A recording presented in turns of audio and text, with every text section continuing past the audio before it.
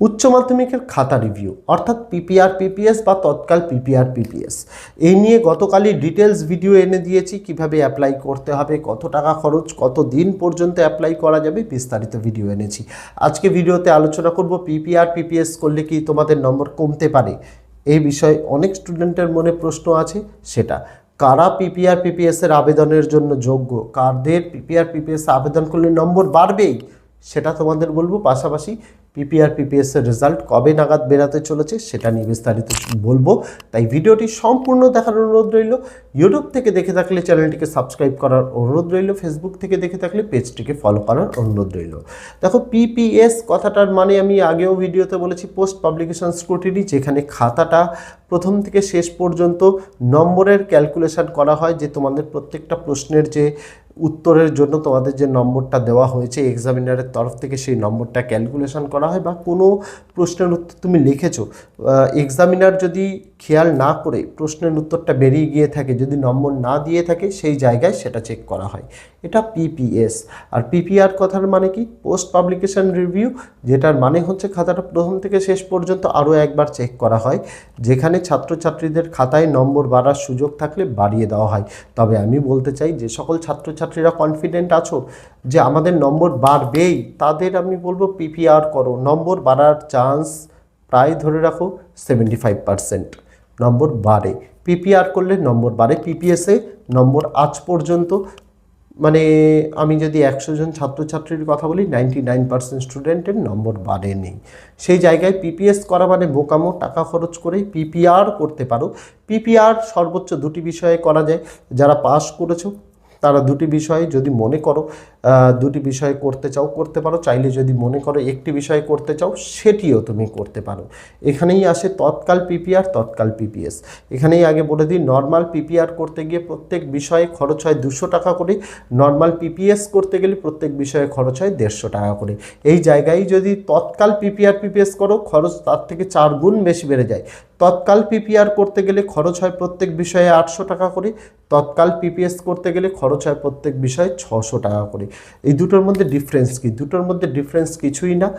Normal PPR PPS result মানে apply করলে তোমার রেজাল্ট বেরাবে জুন মাসের 26 তারিখে, আর তৎকাল পিপিআর পিপিএস করলে তার রেজাল্ট বেরাবে এ মাসের 25 তারিখের মধ্যে। ডিফারেন্স এটাই। ডিফারেন্স এটা কেন? কারণ অনেক স্টুডেন্ট জয়েন্ট এন্ট্রান্স নিট পরীক্ষার জন্য বসে বা বিভিন্ন কলেজে অ্যাপ্লাই করে, তাদের যেহেতু তারা যদি মনে করে থাকে আমাদের নম্বর বাড়বে, তারা যেহেতু আপডেটেড রেজাল্টটা নিয়ে যাতে অ্যাপ্লাই করতে পারে, তার জন্য তৎকাল পিপিআর পিপিএসের ব্যবস্থা করা হয় বোর্ডের তরফ থেকে। তবে সবই কিন্তু টাকার খেলা, বুঝে রাখতে হবে। তৎকাল পিপিআর পিপিএসে 4 গুণ বেশি টাকা দিতে হয়। তবে আমি বলবো, যদি কোনো স্টুডেন্ট যদি শিওর হয়ে থাকো যে না স্যার, আমি যত নম্বর লিখে এসেছি তার থেকে প্রায় 15-20 নম্বর করে কম পেয়েছি বা 10 নম্বর মতো কম পেয়েছি, অবশ্যই অ্যাপ্লাই করো পিপিআরের জন্য। পিপিএস করে কোনো লাভ হয় না। পিপিএস করলে কিন্তু নম্বর বাড়ে না, খুব সম্ভাবনা কম। তবে পিপিআর করে যদি 100 জন স্টুডেন্ট পিপিআর করে, 40 জন স্টুডেন্টের কিন্তু পিপিআরে নম্বর বাড়ে। এইটা কিন্তু মনে রাখতে হবে।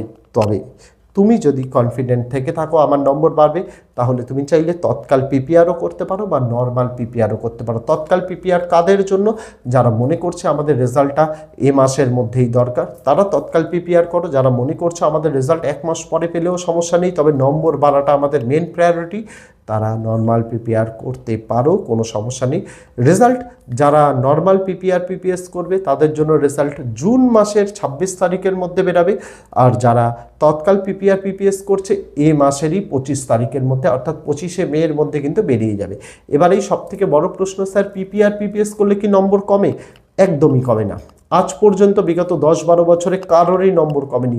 হয় তোমার নম্বর একই থাকবে, তুমি টাকা দিয়ে রিভিউ করছো, মানে নম্বর বাড়ানোর জন্য আবেদন করছো, বোর্ডের তরফ থেকে নোটিশ দেওয়া হচ্ছে নম্বর বাড়ানোর জন্য আবেদন, সেইখানে তুমি টাকা দিয়ে আবেদন করছো, সেই জায়গায় নম্বর যদি বাড়ার জায়গা থাকে তবে নম্বর বাড়ানো হবে। নম্বর কমানোর জায়গা থাকলেও কমানো হয় না, সেম রেজাল্ট রাখা হয়, কারণ তাতে বোর্ডের খরচ হয়, কারণ নতুন রেজাল্ট দিতে হবে। আবার নম্বর কমলে, নম্বর বাড়লে তো নতুন রেজাল্ট দিতেই হয়। তার কারণটা খুব সোজা, সে টাকা দিয়ে অ্যাপ্লাই করছে। তবে পিপিআর পিপিএস করলে কারোরই নম্বর কিন্তু কমে না। এই ভুল ধারণায় যে বা যারা রয়েছে বা যারা তোমাদের বোঝায় তাদের মুখে একদম এই ভিডিওটা ছুঁড়ে মারো বলতে গেলেই চলায়, যে কারোর পিপিআর পিপিএস করলে নম্বর কমে না, এটুকু আমি বলে দিচ্ছি। আমি তোমাদের রেজাল্ট বেরোনোর 2 দিন আগে বলেছিলাম পাস পার্সেন্টেজ 91 থেকে 92%, আজকে দেখো রেজাল্ট বেরিয়েছে 91-এর বেশি পার্সেন্টেজ স্টুডেন্ট পাস করেছে। আমি তোমাদের যেটুকু খবর বলি সেটুকু অথেন্টিক খবর বলি, সেটুকু এক্স্যাক্ট খবর বলার চেষ্টা করি, তাই যেটুকু বলছি তোমরা বিশ্বাস করে চলতে পারো। যারা কনফিডেন্ট অবশ্যই নর্মাল পিপিআর বা তৎকাল পিপিআর করতে পারো, পিপিএস কেউ করো না, বেকার টাকা নষ্ট, নম্বর বানে না, এটুকু ক্লিয়ার বলে দিলাম। যারা তৎকাল পিপিআর করবে তাদের রেজাল্ট এই মাসের 25 তারিখের মধ্যে বেরাবে, যারা নর্মাল পিপিআর করবে তাদের রেজাল্ট আগামী মাসের 26 তারিখের মধ্যে বেরাবে, এটুকু তোমাদের বলে দিলাম। আপাতত ভিডিওতে যেটুকু ছিল সম্পূর্ণ ক্লিয়ার করার চেষ্টা করলাম। কারোর মনে কোনো প্রশ্ন থাকলে কমেন্ট করে জানাতে ভুলো না। দেখা হচ্ছে তোমাদের সঙ্গে আগামী দিন অন্য কোনো বিষয়ে, অন্য কোনো ভিডিও নিয়ে। ততদিন সকলে ভালো থেকো, সুস্থ থেকো।